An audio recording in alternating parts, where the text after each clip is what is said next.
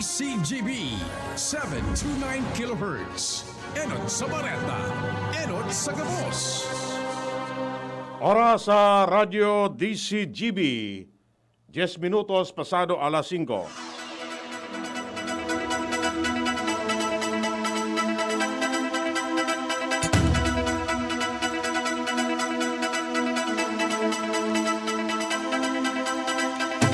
Maray na hapon mga tugang uyapuan, mga barata ngunyan para sa aga, digdi sa Radyo DCGB. Mga baratang maruluwa sa aga sa mga dyaryo nasyonal. Enot sa PBN DCGB sa mga baratang ngunyan para sa aga. Inotuntan barata halid dyan sa luwa si Ans Galero. Ans, kamen. Uminabot na sa 17,256 ang bilang kan mga returning overseas Filipino o ROF na Bicolano na nakauli na sa kanya-kanyang probinsya susug sa record na ikinalawas ka na Overseas Workers Welfare Administration o OWA Bicol. Sinabi kan OWA Bicol na sa ngunyan sa Albay ay igwananin na 5,130 na nakauli ng mga OFW. Sa Camarines Sur, igwamanin 6,337. Sa probinsya ng Sorsogon, nakarehistro man sinda ng 2,132. Sa Catanduanes, may 679. Mantang sa Camarines Norte, may 1,676. Asin man sa Islang Probinsya kan Masbate, nakapagrehistro man sinda, may mga nakauli na OFW na 1,322. Sinabi kan OWA Bicol sa pangenot ni Regional Director Henry Miraflor na sa ngunyan palagos nindang pinag-monitor ang gabos na mga nag-uurili na mga OFW na mga Bicolano tangani na masiguro man na naligtas ang mga ini sa helang ng COVID-19 mantang palagos man ang sendang serbisyong pagtatao sa pagikan libre na pagpapauli sa mga ini gikan sa Metro Manila pasisiring sa kanya-kanyang mga probinsya digdi sa Kabicolan. Dagdag na Bareta, Ans Galero, DCGB. Mientras tanto, solamenting ang Pilipinas sa sanas sa enterong kinaban ang nagtutugot sa local government units asin pribadong sektor na magbakal in COVID-19 vaccine. Ini ang paglinaw kan Department of Interior and Local Government kasunod kan mga report na pigbabawalan ang mga LGU na magbakal in COVID-19 vaccine para sa sendang mga konstituentes. Sigun kay DILG Undersecretary Epimako Dinsing. Nakapalaman sa tripartite agreement sa pagultanan kan national government, LGU asin vaccine supplier, ang mga lokalidad na pwedeng magbakal ng 50% kan COVID-19 vaccine. Tinawan nindo ni Dinsing na responsibilidad man kan gobyerno na in kaso magkaigwanin side effect aro kan allergic reaction ang mga nababakunahan. Mantinido man na responsibilidad kan gobyerno ang pagbakal asin pag-import ng COVID-19 vaccine. Sirarom kan DILG advisory ang mga independent cities, highly urbanized cities aro kan Metro Manila asin probinsya, iyon pwedeng maging parte kan tripartite agreement. May aras tanto dagdag na barata lidyan sa luwa si Luwans Barsena. Luwans, kamen. Pahingon yan, pigpupok na tahan kan ako Bicol Party List na magsuporta sa mga manlain-lain na klase ng panibagong learning system, partikular na an online learning system sa mga estudyante. Ini pagkatapos na ipag-anunsya sa DCGB News ni Garbin na ngunyan pa sana, kaini pa sanang aldaw, nakipag-coordinar sila nagkikwan and turnover ceremony sa Bicol University sa Wi-Fi mo sagot ng Ako Bicol at Action ko. Libre ining Wi-Fi sa mga estudyante kan Bicol University na kung sa indo ang units nin 100 Mbps internet connection ang ikinulukar sa lugar. Saro sa unit ka na 100 Mbps na internet connection na ini iudigdi sa Bicol College of Education asin sa Bicol University College of Engineering. Susog kay Garbin, ini padagos na sa indang ipinagigibo, tanganin ng tawanin mga libreng connection ang mga estudyante kung sa ina mong problema ini sa mga manlain-lain na mga online class asin iba pang mga kinakaipuan sa indang pag-eskwela online. Asin susog kay Garbin sa pagkikipagulay mang kan DCGB News sa iyang ipinagunambitan Kaday matunong an sa indang party list, partikularmente na an Ako Bicol sa pagtaonin na pagsirbi sa mga tao, partikular na sa pangangaipo kan edukasyon. Dagdag na Bareta, halidigti sa luwas, ako po si Luwet Burse Barcena.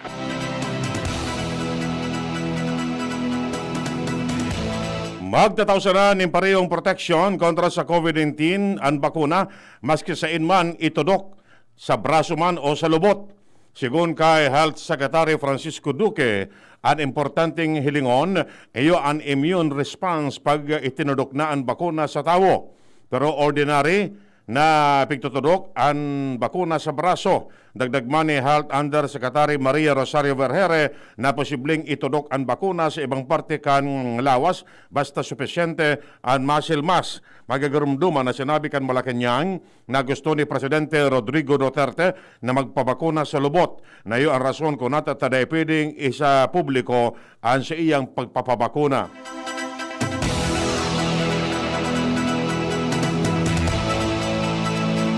Nakaresibin in favorable recommendation hali sa panel of expert kan Pilipinas ang COVID-19 vaccine kan AstraZeneca. Sa ngunyan, nagalat na sana ang AstraZeneca para sa emergency use authorization sa nasyon. Sigun kay Food and Drug Administration Director General Eric Domingo na natapos na ang technical quality panel as in safety and efficacy panel sa evaluation sa bakuna. Sinabi niyang positibo ang mga ipigkataon nindang rekomendasyon para sa AstraZeneca vaccine. Sinabi ni Domingo na pigsasapinal pa ninda ang EUA na ilalawas para sa AstraZeneca dahil nakabugtak digdi kung sa inini ima-manufacture. Kung paano gagamiton, indikasyon asin kung isa na ang pwedeng matudukan kini. Ang proseso kan na pagtataon ninda sa AstraZeneca nin EUA halipot kumpara sa ibang bakuna dahil iguanang EUA hali sa United Kingdom.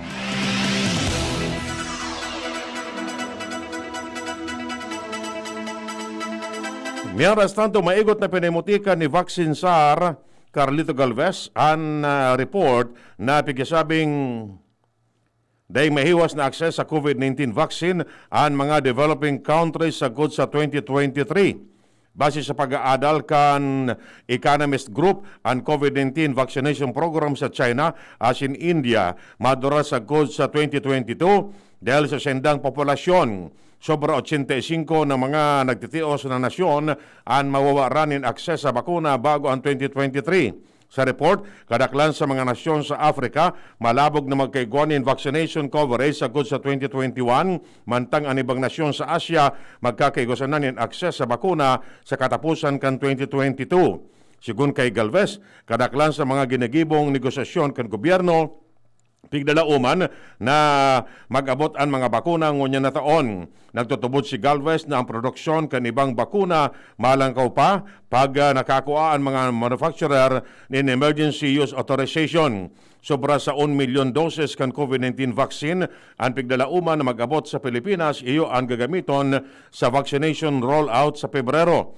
Kadaklan sa mga bakuna hali sa AstraZeneca, Pfizer at Sinovac, mantang ang negosasyon sa pitupang vaccine manufacturer nagpapadagos pa. Mientras tanto, dapat magserbing magayon na halimbawa ang mga influencer sa publiko, lalo na sa pagsunod sa health as in safety protocol sa ampangkan COVID-19 pandemic. Sigun kay Testing SAR, Vince Dison, importante ang papel kan mga bistadong personalidad dahil sa pag-iidolo sindakan publiko. Tinawan pa niya doon na maski mag-agi sa RT-PCR testing ang mga nag-atindir sa anuman na party, dahil pa man ini makakasiguro na protehido na sinda kontra sa COVID-19. Magigarumduman na nabatikos ang mga party na pigkondukta kan mga TV personalities na sinda Raymond Gutierrez asin timiyap dahilan sa pagsuway sa health protocol.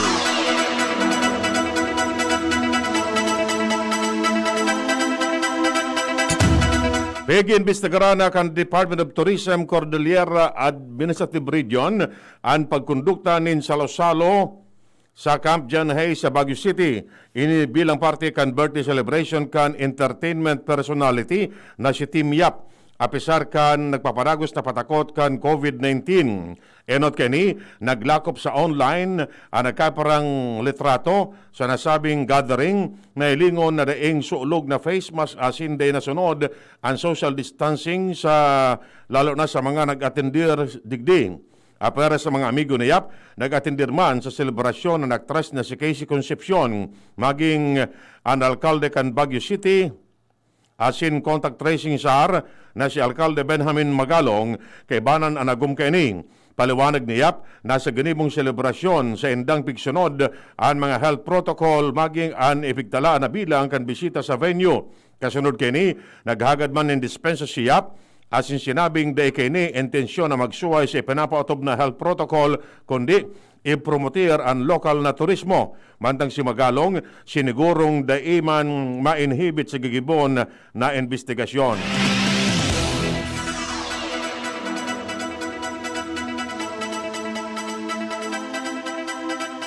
Tinamaan ng COVID-19 sa MRT3 General Manager Rodolfo Garcia. Sigun kay DOTR Secretary Art Tugade, nagluwa sa ganibong test na positibo si Garcia sa virus asin sa ngunyan nasa ICU o Intensive Care Unit. Dagdag pa ni Tugade na para kay Garcia, tinamaan man in virus MRT Director Michael Kapati, alagad ngunyan nagpaparahay na ang opisyal.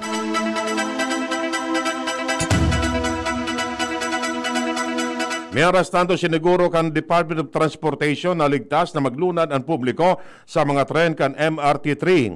Inanaging asigurasyon kan DOTR matapos mapabareta na may 42 na tauan kan ahensya ang nagpositibo sa COVID-19. Paliwanag ninda na ang mga tinamaan in virus day man nakadestino sa mga estasyon kan LRT o MRT. Tinawanin doon kan DOTR na magpapadagos ang maigpit na implementasyon kan MRT3 sa mga ipinapaotob na pag-iingat o health protocol kontra sa COVID-19 sa gabos na mga nasyon o kay estasyon kini maging ang mga tauan kini na nakasulugman in mga personal protective equipments.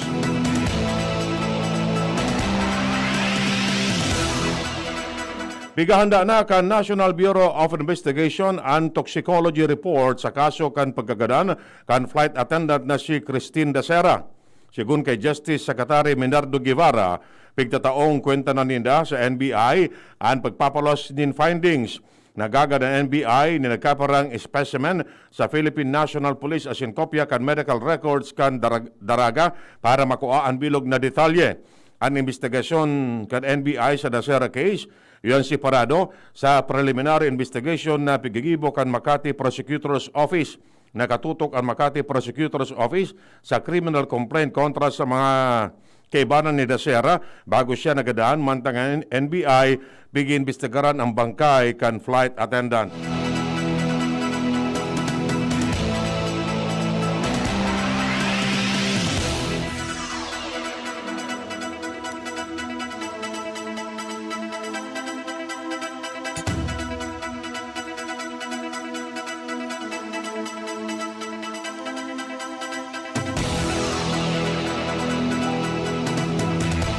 Iba pang detalles kan Bareta sa Lado Nacional.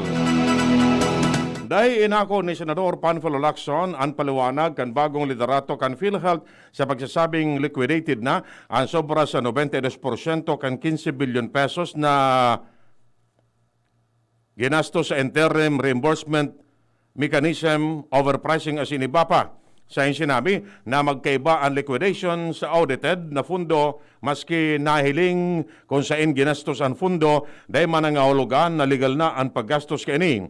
Idinugang pa ni Lacson na kung ang public funds nasa nagastos bako para sa COVID-19 susug sa interim reimbursement mechanism kundi sa dialysis center asin mga infirmaries na bako man otorisado pwedeng sabiyo na liquidated alagad dahil man pwedeng sabiyo na legal ining nagasto.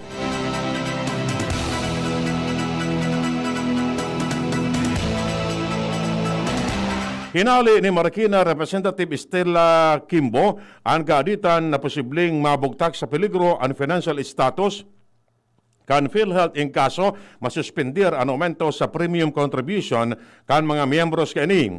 Sa sinabi na igwapang reserbang fundo ang PhilHealth na nasa 163 bilyones pesos sagkod sa Nobyembre 2020. Sayang ipinaliwanag na may pigdalauman na koleksyon ang PhilHealth hali sa mga direct contributor para sa ngunya na taon na nasa 86.8 bilyones pesos. Dalang kini, sinabi ni Kimbo na maski may suspension sa aumento sa premium contribution, kayang-kaya pa kini na may salvar dalan sa reserbang pundo.